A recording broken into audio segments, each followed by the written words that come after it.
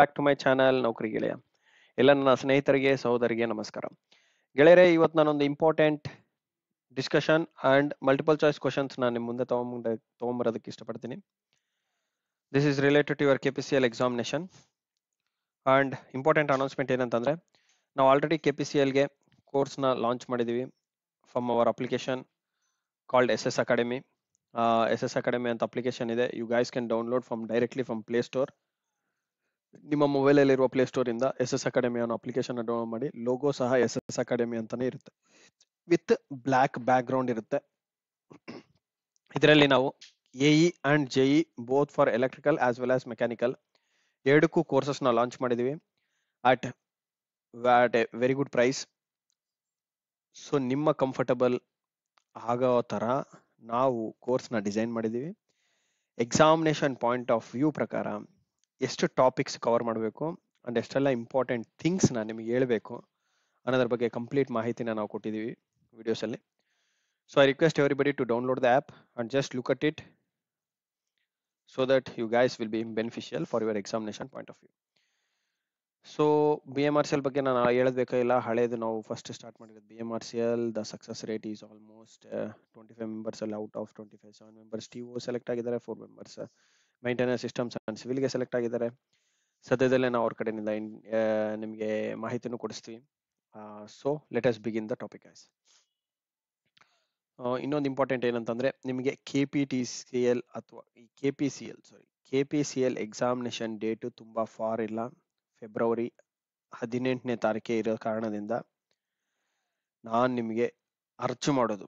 ಅರ್ಜು ಅಂತಂದ್ರೆ ಏನು, I strongly ನಿಮಗೆ ಹೇಳೋದೇನಂತಂದ್ರೆ, ಸ್ಮಾರ್ಟ್ ಪ್ರಿಪರೇಷನ್ ಮಾಡಿ. Don't go which is not, don't do the things which is not needed.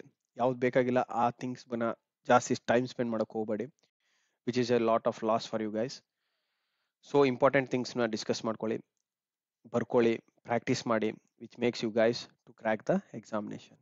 Okay, so coming towards the question, it is the magnetic field in a DC generator is produced by ಏನು? Magnetic field in a DC generator, ಒಂದು DC generator ಅಲ್ಲಿ ಬರೋಂತಹ ಒಂದು magnetic field ಅಂತಂದ್ರೆ imaginary lines of force.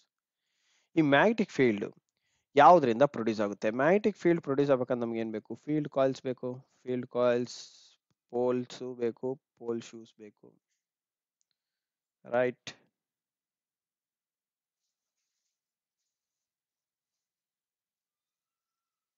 Okay, ಈ DC generator ಅಲ್ಲಿ ನಿಮಗೆ ಯಾವ್ದ್ರಿಂದ magnetic field produce ಆಗೋದು?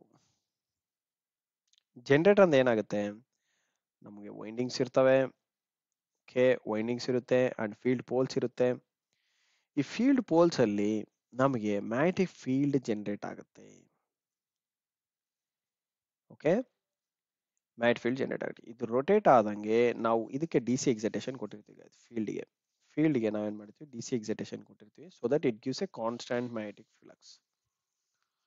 Constant magnetic flux ಕೊಡ್ಬೇಕು. ಅದು 5 ವೇರಿಯಬಲ್ ಮ್ಯಾಗ್ನೆಟಿಕ್ ಫ್ಲಕ್ಸ್ ಇದ್ರೆ V cannot generate the things. So DC excitation ಕೊಡ್ತೀವಿ, ಕಾನ್ಸ್ಟಂಟ್ ಮ್ಯಾಗ್ನೆಟಿಕ್ ಫೀಲ್ಡ್ ಜನರೇಟ್ ಆಗುತ್ತೆ, ಅದರಿಂದ ಕಾನ್ಸ್ಟಂಟ್ ಮ್ಯಾಗ್ನೆಟಿಕ್ ಫೀಲ್ಡ್ ಇಲ್ಲೆಲ್ಲ ಕ್ರಿಯೇಟ್ ಆಗುತ್ತೆ. ಇದು ಯಾವ್ದ್ರಿಂದ ಪ್ರೊಡ್ಯೂಸ್ ಆಗುತ್ತೆ ಅಂತಂದ್ರೆ, ಇದನ್ನ ನಾವು ಈ ಪೋಲ್ಸ್ ಏನಿದೆ ಅಲ್ಲ, ಇದು ನಿಮಗೆ ಸಿಲಿಕಾನ್ ಸ್ಟೀಲ್ಸ್ ನಿಂದ ಮಾಡಿರ್ತಾರೆ, ಅದರ ಮೇಲೆ ಕಾಯಿಲ್ ನ ಸುತ್ತಿರ್ತಾರೆ ಗೈಸ್. ಓಕೆ, ಅದರ ಮೇಲೆ ನಿಮಗೆ ಕಾಯಿಲ್ಸ್ ನ ಸುತ್ತಿರ್ತಾರೆ. ಓಕೆ, ಈ ತರ ಕಾಯಿಲ್ಸ್ ನ ಸುತ್ತಿರ್ತಾರೆ.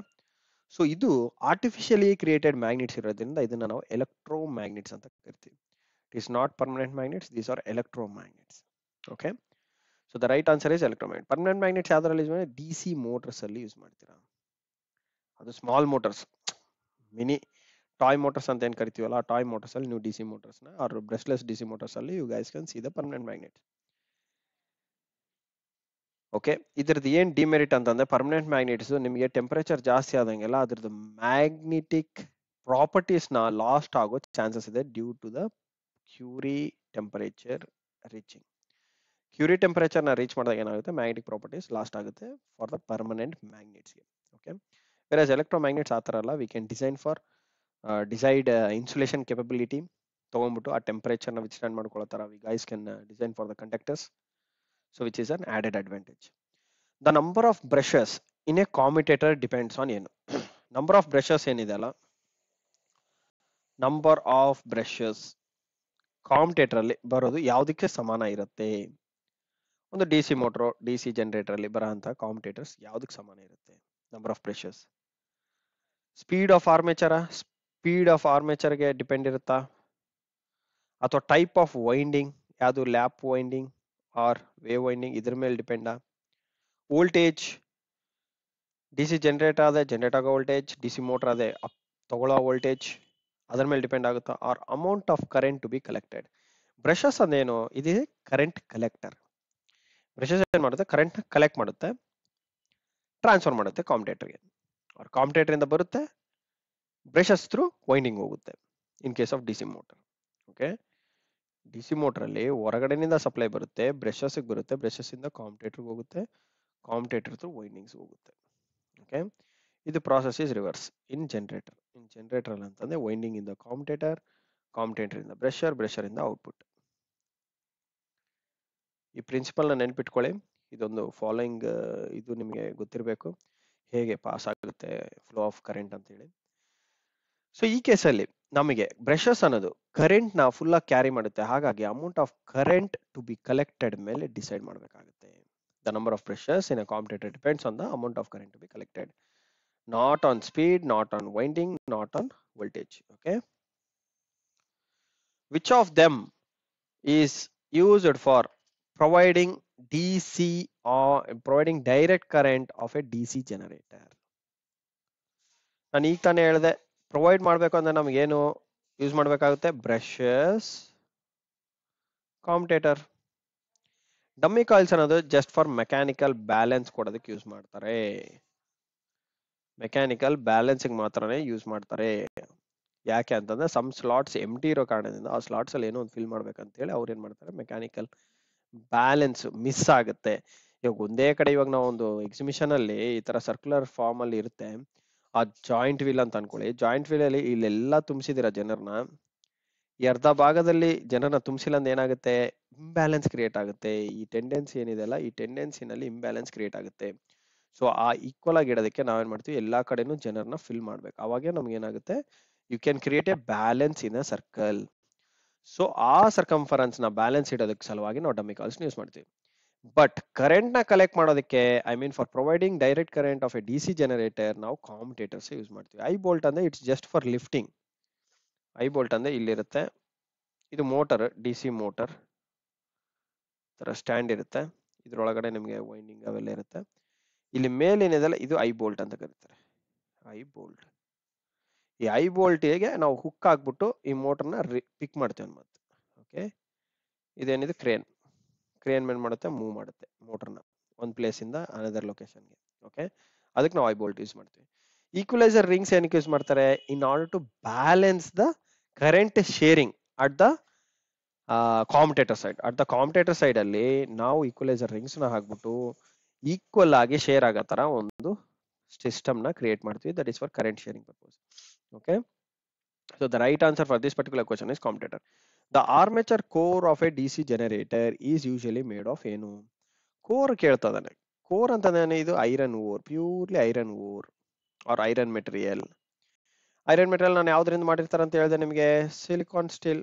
ಸ್ಟ್ರೈಟ್ ಫಾರ್ವರ್ಡ್ ಆಗಿ ನೀವು ಏನೇ ಯೋಚನೆ ಮಾಡದೆ ಬರಿಬಹುದು, ಸಿಲಿಕಾನ್ ಸ್ಟೀಲ್. ಓಕೆ, ಕಾಪರ್ ಅಂತಂದೇನು? ವೈಂಡಿಂಗ್ಸ್. ನಾನ್ ಫೆರಸ್ ಮೆಟೀರಿಯಲ್ ಅಂತಂದ್ರೆ ಇದು magnetic materials, ferromagnetic materials or non ferromagnetic materials ಬರುತ್ತೆ, ಅದು ಈ ಕೇಸಲ್ಲಿ ಬರಲ್ಲ. Cast iron, it is for enclosure. Okay, so that's it guys for today's session. I wish you all the best. Please do not delay. ನಮ್ಮ academy app ನ download ಮಾಡ್ಕೊಳ್ಳಿ,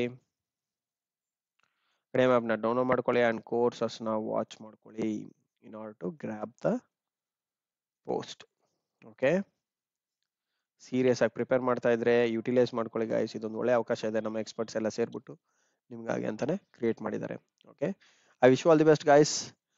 thank you for watching once again. Wish you a good day.